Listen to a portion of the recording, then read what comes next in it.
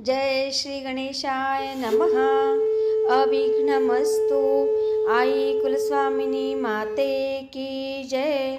जय श्री गुरुदत्त श्री स्वामी समर्थ महाराज की जय।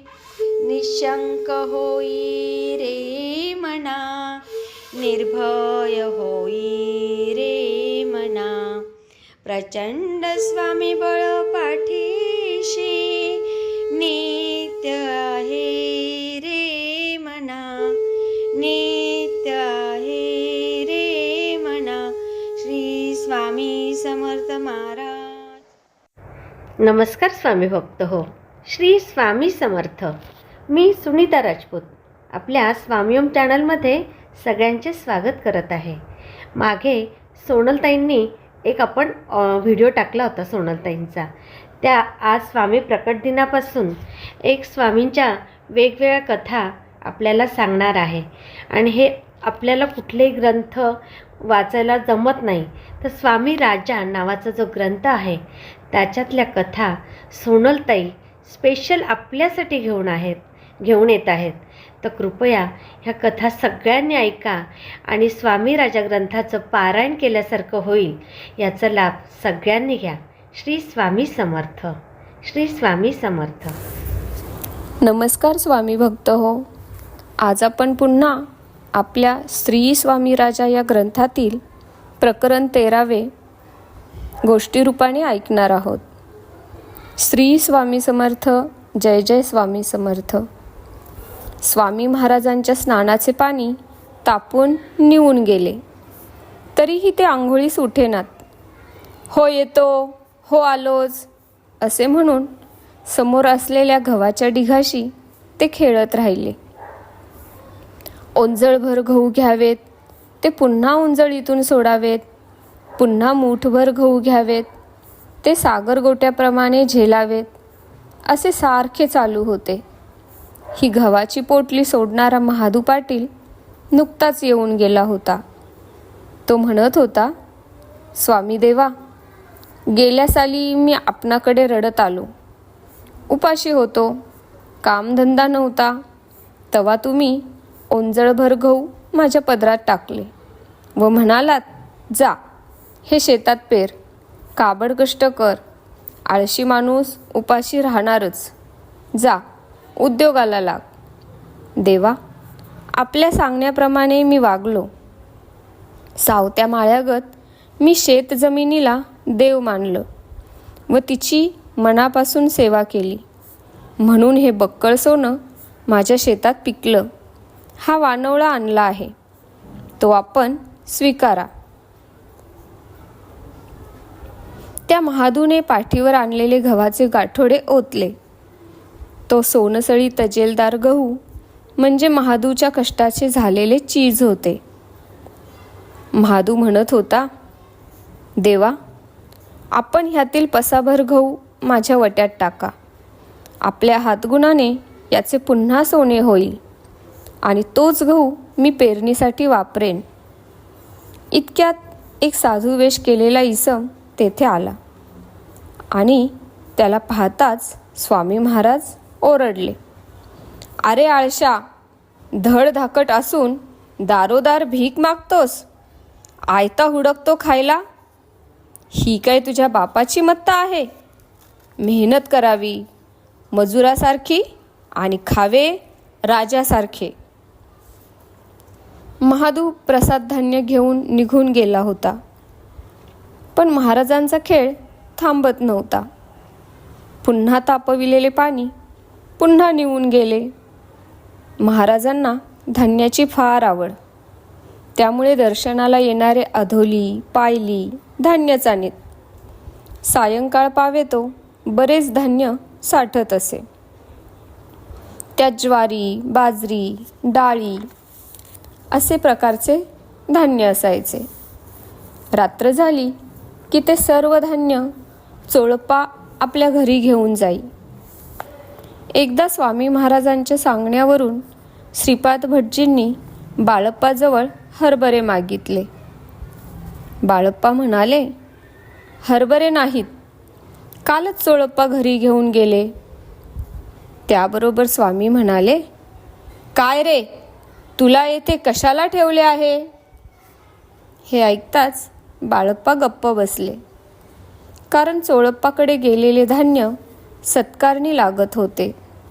गोरगरिबांना त्यातून भाकर तुकडा मिळायचा, क्षुधार्थांना भोजन मिळायचे. पण त्यानंतर त्या धान्यातला काही भाग बाळप्पा महाराजांसाठी म्हणून वगळून बाकीचे चोळप्पाच्या स्वाधीन करीत असे. कर्नाटकातून आलेल्या बाळप्पा ह्यांचे सोवळ्या ओवळ्याचे फार प्रस्थ होते. अर्थात स्वच्छतेपुरते सोवळे ठीक आहे, पण त्याचे स्तोम माजविणे बरे नाही, असे स्वामी महाराजांना वाटे. बाळप्पाच्या मनातील विकल्प काढण्याच्या दृष्टीने स्वामींनी एकदा गंमत करायचे ठरविले. कुलकर्णी याच्या घरी सुतक होते. घर लहान, पण महाराज तिथेच ओटीवर येऊन बसले. बाळप्पांनी त्यांच्यापुढे 2-4 प्रकारचा सुकामेवा आणून ठेवला. त्याची हलवा हलव करण्याचा चाळा स्वामी महाराज करीत होते. इतक्यात ते म्हणाले, अरे बाळ्या, हे सुके अंजीर, अक्रोड, बदाम, सारी राजेशाही खाणी, ह्यावर त्या सुंदरीचे लक्ष कसे गेले नाही? अरे बाबा, तिच्या नजरेतून हे सुटले कसे? यावर बाळप्पा गप्प बसले. पुढे स्वामी म्हणाले, हां बरोबर, ते मुंबईचे धनिक श्रीमंत आले होते ना, त्यांनी त्या सुक्या मेव्याबरोबर चांदीचे भांडे, वाटी आणली होती. ती लबाड बिलंदर बाई त्या मूल्यवान वस्तूंवर डोळा ठेवून असेल, म्हणून या खाण्याच्या वस्तूंकडे तिचे दुर्लक्ष झाले असेल. बाळप्पांना वाटले, स्वामी महाराजांना सर्व माहीत आहे, तरी त्यांनी त्या बाईला सेवेला ठेवले आहे, नवलच आहे. कुलकर्णी हळूच म्हणाले, तिचे पूर्व प्रारब्धच म्हणायला हवे. आत माझघरात एक गृहिणी भुई सारवत होती. तिकडे दृष्टिक्षेप करून स्वामी म्हणाले, बाळ्या, त्या बाईच्या जवळ चरवी आहे, ती घेऊन इकडे ये, मला पाणी हवे आहे. कुलकर्णी म्हणाले, देवा, आम्ही सुतकात आहोत, ते विटाळाचे पाणी. स्वामी पुन्हा म्हणाले, बाळप्पा, पाणी आणता ना? हे बहुवचनी बोलणे मोठे सूचक होते. बाळप्पांना वाटले, आता काय करावे? माझी स्नानसंध्या झाली आहे, मी शुचिर्भूत आहे. हे स्वामींना माहीत आहे, मला शिवाशिव चालत नाही, आणि हे तर सुतक्याचे पाणी. स्वामी महाराज पुन्हा आज्ञा दिल्याप्रमाणे म्हणाले, ते पाणी घेऊन ये. गुरु आज्ञा शिरसावंद्य मानून बाळप्पा मुकाट्याने माझघरात गेले व भरलेली चरवी घेऊन आले. महाराजांनी ती कलशाप्रमाणे दोन्ही हातात घेतली. त्याच क्षणी बाळप्पाच्या मनातले किलमिश नाहीसे झाले. या थोर विभूतीच्या स्पर्शामुळे या पाण्याला गंगाजलाचे पावित्र्य प्राप्त झाले. कुठला विटाळ आणि कुठली शिवाशिव, या वेळेपासून बाळप्पाच्या मनातली अतिरेकी सोवळ्या ओवळ्याची कल्पना दूर झाली. सोवळे म्हणजे शुचिर्भूतपणा, सोवळे म्हणजे स्वच्छता. उच्च कुळात जन्माला येऊन माणूससुद्धा स्वभावाने ओवळा असू शकतो. अगर हीन यातीतला माणूसही शुचिर्भूत होऊन सोवळा असू शकतो.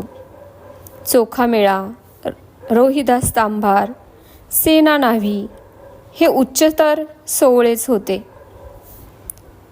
एकदा स्वामी सारखे नमस्कार हो, नमस्कार हो असे म्हणत होते. कुणाचे काय चुकले हे सेवेकऱ्यांना समजेना. नित्यक्रमाला अनुसरून बाळप्पा आणि गणपतराव हे सेवेकरी त्यांच्या चरणांची पूजा करू लागले. स्वामी महाराजांच्या हाताशी विविध देवदेवतांच्या छोट्या छोट्या मूर्ती होत्या. त्यांच्याशी जणू त्यांचा खेळ चालू होता.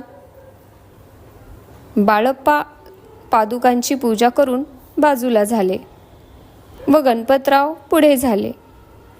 स्वामींची पदकमले धुवून त्यावर त्यांनी गंध, अक्षता, फूल वाहिले. इतक्यात एक मूर्ती त्यांनी तेथे पाहिली. त्याबरोबर त्या छोट्या मूर्तीला सुद्धा त्यांनी गंधफूल वाहिले आणि आश्चर्य घडले. गणपतरावांची भावसमाधी एकदम खाडकन उतरली, कारण समर्थांनी त्यांच्या कानशिलावर जोरदार चपराक मारली होती आणि ते पलीकडं हेलपाटले व डोळे चोळू लागले. बाळप्पा त्यांना हळूच म्हणाले, तुला गुरुदेवांनी सावध केले आहे. अरे, आपण मूर्तीपूजा करून मगच सद्गुरुचरणांशी आलो आहोत. आता माघारी कशाला वळायचे? आपले सारे लक्ष या गुरुचरणांशी केंद्रित असायला हवे. ते अंती कल्याणकारी होणार आहे. मूर्तीपूजेला प्राधान्य देणाऱ्यांना स्वामी म्हणायचे, अजून किती दिवस तो चिखल चिवडणार आहात? ती पार्थिव पूजा दूर सारा. परशुराम सेवेकऱ्यास काशी यात्रेला जाण्याची खूप इच्छा होती. स्वामी जाणून होते की काशीला जायला लागणारे हशील, खर्च, होणारा वेळ आणि श्रम खरोखर किती जणांच्या सार्थकी लागतात. भाव व भक्तीपेक्षा इतर उपचारच अधिक असतात व त्यामुळे मन विचलित होते. ते परशुरामास उद्देशून मुद्दाम म्हणाले, संत चरणांची माती तीच माझी भागीरथी. सेवेकरी काय समजायचे ते समजला.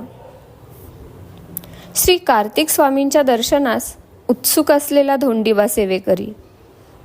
त्याला समर्थ म्हणाले, का रे, कार्तिक स्वामी येथे नाहीत? हे ऐकताच साष्टांग दंडवत घालीत तो म्हणाला, स्वामी देवा, आपणच कार्तिक स्वामी आहात. मी प्रवासाची वणवण कशाला करू? अशा रीतीने स्वामी महाराज नित्य सर्वांना योग्य भक्ती मार्ग दाखवीत. स्वामी भक्त हो, ही कथा इथे समाप्त झाली आहे. श्री स्वामी समर्थ. जय जय स्वामी समर्थ. धन्यवाद.